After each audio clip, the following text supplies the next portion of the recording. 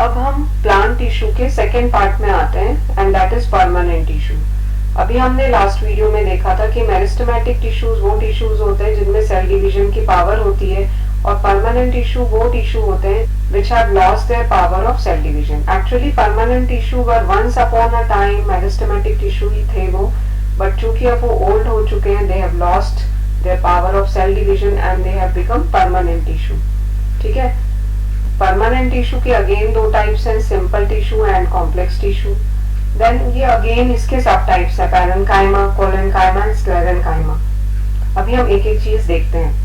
सबसे पहले हम देखते हैं परमानेंट टिश्यू के जनरल फीचर्स क्या होते हैं। They are old meristematic tissue, मतलब ये मेरिस्टेमेटिक टिश्यू ही थे बट अब इनकी power of cell division lost हो चुकी है और इसलिए अब ये परमानेंट टिश्यू में कन्वर्ट हो गए। और परमानेंट शेप, जब कोई भी सेल जो है वो एक परमानेंट शेप, साइज या फंक्शन ले लेता है, उसे हम कहते हैं डिफरेंशिएशन। ठीक है, अब इसने डिसाइड किया है कि अब ये सेल डिवीजन नहीं करेगा और ये एक परमानेंट शेप ले लेगा, तो इसे हम क्या कहते हैं, डिफरेंशिएशन। ये सेल्स जो होते हैं इनका फंक्शन क्या होगा, ग्रोथ तो ऑब्वियसली नहीं होगा, इनका फंक्शन होता है स्ट्रेंथ प्रोवाइड करना, फ्लेक्सिबिलिटी प्रोवाइड करना, इलास्टिसिटी प्रोवाइड करना और प्रोटेक्शन प्रोवाइड करना।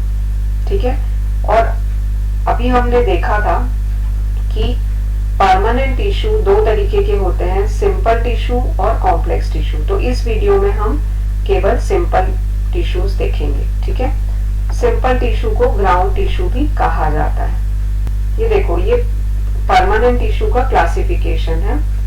इसको तीन कैटेगरीज में क्लासिफाई किया गया। अगर हम थोड़ा और डिटेल में देखते हैं तो सिंपल टिश्यू, कॉम्प्लेक्स टिश्यू और प्रोटेक्टिव टिश्यू। ठीक है, सिंपल और कॉम्प्लेक्स में मैं फर्क बता देती हूँ आपको।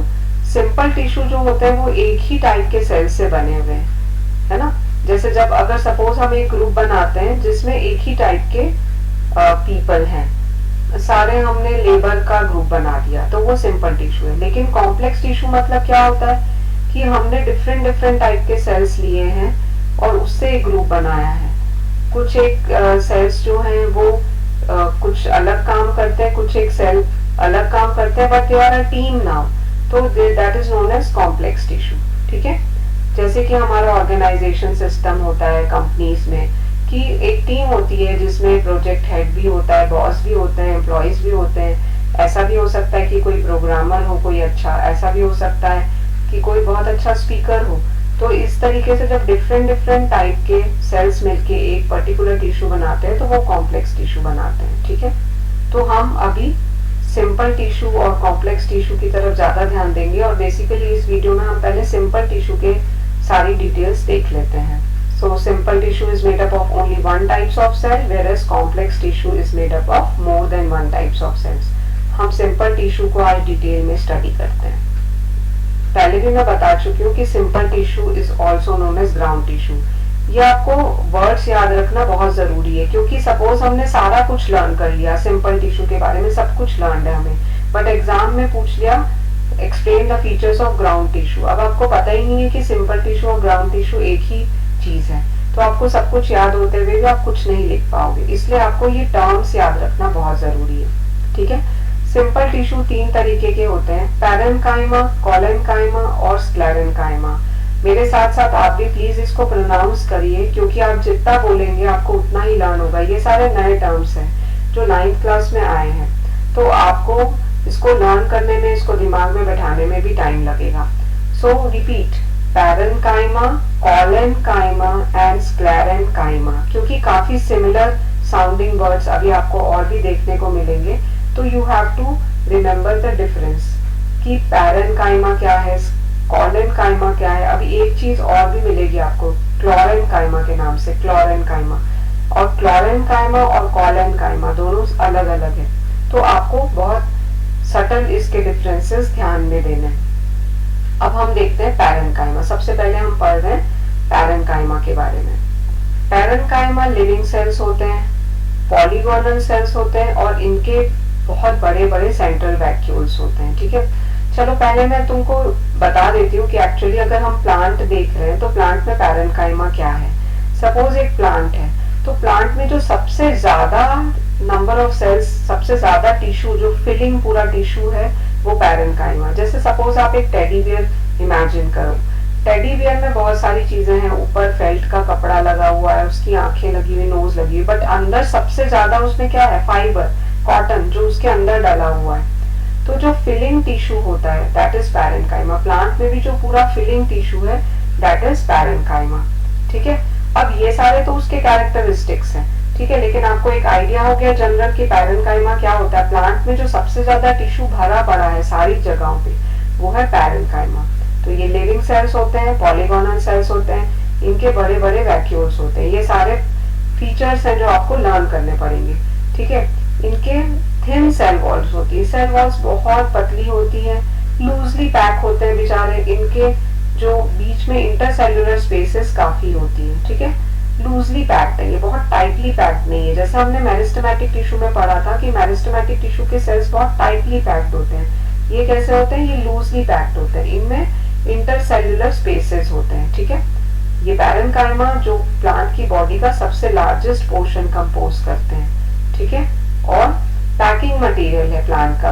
अगर ये नहीं होता तो प्लांट बहुत लूज होता, इसको स्ट्रेंथ मिलती है, मैकेनिकल सपोर्ट मिलता है प्लांट का, और ये फूड भी स्टोर करता है। प्लांट का सबसे मेन काम क्या है, फूड स्टोर करना। तो पैरेन्काइमा सबसे ज्यादा प्लांट में मौजूद है, इसलिए ये फूड स्टोर करता है। अब आप इसको बार बार देख के या खुद अपना निमोनिक कोड बना के इसके सारे फीचर्स लर्न कर सकते हो। अब हम देखते हैं पैरेन्काइमा की कुछ सब कैटेगरीज है। मतलब ये जो मैं आपको दो चीजें और बताने जा रही हूँ ये पैरेन्काइमा ही है, ये पैरेन्काइमा की ही सब कैटेगरीज हैं। एक होता है एरेन्काइमा, एरन मतलब एयर।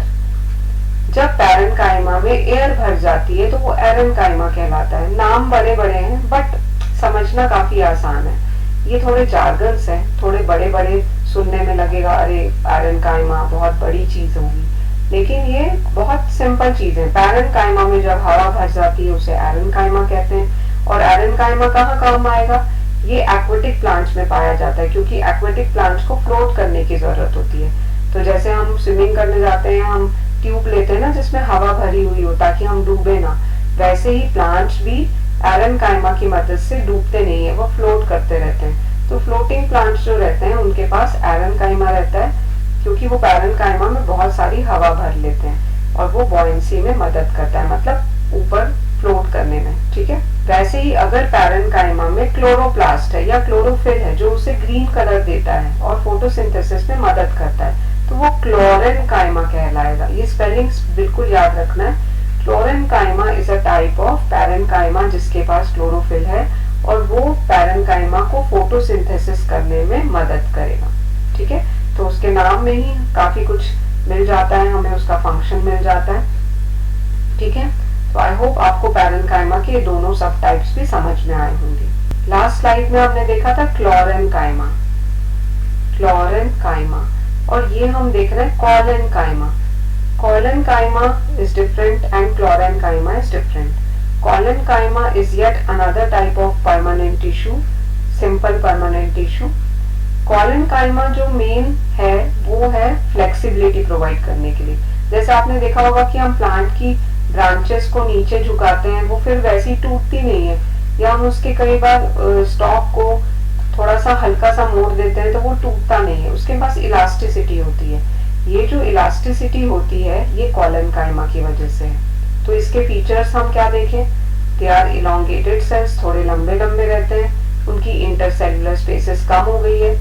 सबसे ज्यादा पैरेन्काइमा में होती है इंटरसेल्युलर स्पेसेस, कॉलेन्काइमा में थोड़ी सी कम हो गई है। ये देखो मैं आपको फिगर दिखाती हूँ। कॉलेन्काइमा में इंटरसेल्युलर स्पेसेस जो होती हैं वो कम होती है, बहुत ज्यादा नहीं होती, बीच बीच में सेल्स के बीच बीच में स्पेसेस बहुत ज्यादा नहीं होती है। देन नेक्स्ट कि उनके कॉर्नर्स में, उनके सेल के कॉर्नर्स में कुछ जमा है। क्या जमा है, पैक्टिन जमा है, और उनके कॉर्नर्स थोड़े से थिक हो गए। ठीक है, ये देखो मैं आपको फिगर में दिखाती हूँ। ये जो येलो येलो दिख रहा है दिस इज पैक्टिन, ये कॉर्नर्स में थिक हो गया है, और इस पैक्टिन की वजह से ही तो ये फ्लेक्सिबल है। कौन फ्लेक्सिबल बनाता है कॉलेन्काइमा को, पैक्टिन। ठीक है, तो you have to remember this word. Collenchyma जो होता है वो प्लांट को मैकेनिकल सपोर्ट और फ्लेक्सिबिलिटी देता है। ठीक है, और इसी की वजह से प्लांट जो है वो बेंड हो जाता है, टूटता नहीं है। ठीक है, नेक्स्ट हम आ जाते हैं स्क्लेरेन्काइमा में। अब स्क्लेरेन्काइमा जो होते हैं वो डेड होते हैं, लॉन्ग सेल्स है बट डेड है। मैं आपको एक बार फिगर दिखाती हूँ। इसमें बिल्कुल भी इंटरसेल्युलर स्पेसेस नहीं है और इसके ये लंबे लंबे सेल्स हैं, इलोंगेटेड सेल्स हैं, उनके पास कोई भी इंटरसेल्युलर स्पेस नहीं है और इनके सेल वॉल के चारों तरफ लिग्निन डिपॉजिट है। जैसे हमने पढ़ा कि कोलेनकाइमा के कॉर्नर्स में, सारी तरफ नहीं, सिर्फ कॉर्नर्स में पेक्टिन होता है। ठीक है, वैसे ही स्क्लेरेन्काइमा के पेक्टिन जो होता है वो तो कॉर्नर्स में होता है सेल के, लेकिन जो लिग्निन होता है वो सेल के चारों तरफ सीमेंटिंग मटेरियल की तरह जमा रहता है। ठीक है, तो लिग्निन जो होता है वो इस सेल को बहुत ज्यादा मैकेनिकल सपोर्ट प्रोवाइड करता है और स्क्लेरेन्काइमा जहाँ पे भी होता है वो थोड़े हार्ड होते हैं, वो प्लांट्स को बहुत ज्यादा प्रोटेक्शन प्रोवाइड करते हैं। अब ये कहाँ पाया जाता है? लीफ के वेन्स में। वेन्स मतलब जैसे सपोज अगर ये लीफ है तो बीच का आपने देखा होगा, उसको टच करोगे वो काफी हार्ड सा रहेगा। ये जो वेन्स है ये स्क्लेरेन्काइमा की बनी होती है। सीड्स की जो कवरिंग है वो हार्ड होती है, जैसे आप चना देख लो या आप अखरोट देखो, अखरोट का जो बाहर का कवरिंग है वो कितना हार्ड है। It is made up of sclerenchyma, वो डेड सेल्स होते हैं। It is found in the covering of seeds and nuts. Bark जो होता है पेड़ों का तना, उसमें भी स्क्लेरेन्काइमा होता है। आपने छुआ होगा ना, उसको टच किया होगा, काफी हार्ड होता है। कोकोनट हस्क, नारियल का जो बाहर का हस्क होता है ना, that is made up of sclerenchyma. तो वो बहुत ज्यादा सपोर्ट देता है, बहुत ज्यादा प्रोटेक्शन देता है। स्क्लेरेन्काइमा को फाइबर्स भी कहा जाता है, आपको ये वर्ड याद रखना है। Sclerenchyma is also known as fibres. अब एक बार हम फोटो देख लेते हैं तो आपको अच्छे से ध्यान रहेगा। स्क्लेरेन्काइमा जो है सीड्स की कवरिंग में पाया जाता है, कोकोनट हस्क में पाया जाता है ना, और बार्क ऑफ द ट्रीज में पाया जाता है। इनको फाइबर्स भी कहा जाता है। ये लीफ की वेन्स है, वहां पाया जाता है। ये देखो स्टेम की भी वेन्स होती है, वहां पे भी स्क्लेरेन्काइमा पाया जाता है। हार्ड होता है टच करने में। ठीक है, डेड सेल्स होते हैं इसमें। तो एक बार हम तीनों को कंपैरेटिव टर्म्स में देख लेते हैं तो हमें और अच्छे से याद हो जाएगा। Parenchyma is made up of cells जिसकी सेल वॉल काफी थिन होती है। कोलेन्काइमा जो है उसकी अनइवन थिकेंड सेल वॉल्स होती है, मतलब कॉर्नर से थोड़ी थिक होती है, बाकी जगह पतली होती है। और इसकी थिक सेल वॉल होती है क्योंकि सब जगह लिग्निन जो है वो डिपॉजिट हुआ है। ठीक है, तो इसकी सेल वॉल जो होती है वो थिक होती है। पैरेन्काइमा की सेल वॉल थिन होती है, कोलेन्काइमा की सेल वॉल अनइवनली थिक होती है, कॉर्नर्स में थिक होती है, बीच बीच में पतली होती है। और स्क्लेरेन्काइमा की सेल वॉल चारों तरफ से थिक होती है। इनके सेल्स जो होते हैं वो लूजली पैक्ड होते हैं, दूर दूर रहते हैं। इनके सेल्स के बीच में थोड़ी थोड़ी स्पेसेस होती है, बट स्क्लेरेन्काइमा के बीच में के सेल्स के बीच में कोई भी इंटरसेल्युलर स्पेसेस नहीं होती है। इनकी सेल वॉल जो होती है वो सेल्यूलोज से बनी होती है। इनकी जो सेल वॉल होती है वो हेमीसेल्यूलोज और पेक्टिन से बनी होती है और इनकी सेल वॉल जो है वो लिग्निन से बनी होती है। पैरेन्काइमा बहुत ज्यादा पाया जाता है। प्लांट जो पूरा का पूरा मैक्सिमम 90% पैरेन्काइमा से बना हुआ है। कोलेन्काइमा जो है वो उसकी स्किन की सेल्स बनाती है क्योंकि ये फ्लेक्सिबिलिटी प्रोवाइड करती है। और आउटर सिस्टम जो होता है, आउटर वुडी पार्ट जो होता है प्लांट का, वो स्क्लेरेन्काइमा बनाता है। ये लिविंग है पैरेन्काइमा, कोलेन्काइमा भी लिविंग है, लेकिन स्क्लेरेन्काइमा डेड है। स्क्लेरेन्काइमा को फाइबर्स भी कहा जाता है। तो आई होप कि आपको अच्छे से लर्न हो गया होगा कोलेन्काइमा और स्क्लेरेन्काइमा क्या होता है और तीनों में डिफरेंस भी अच्छे से समझ में आ गया होगा। Thank you very much.